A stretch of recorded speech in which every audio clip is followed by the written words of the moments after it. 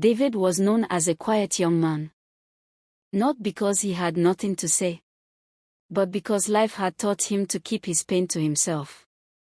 Every morning, he woke up before the sun. Not because he had somewhere important to go, but because sleep reminded him of everything he hadn't become. His small room was neat, but his heart was messy. That morning, his mother, Mama Ruth, knocked gently on his door. "David," she said softly. "Have you heard anything about the job you applied for?" David forced a smile. "Not yet, Mama." She nodded, pretending to understand. But the silence between them said everything. Weeks had turned into months. David had applied everywhere. Offices, shops, even places he never imagined himself working. Rejection became familiar. At church, Pastor Peter preached about faith and patience. People shouted amen. David sat quietly at the back. Because deep inside, he was tired of hoping.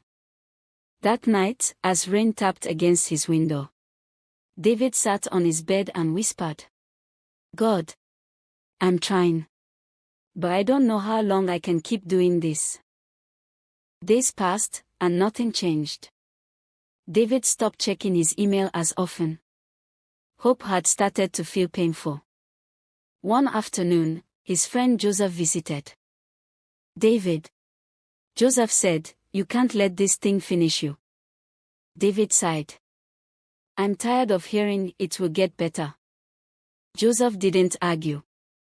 He just sat beside him. That night, David prayed again.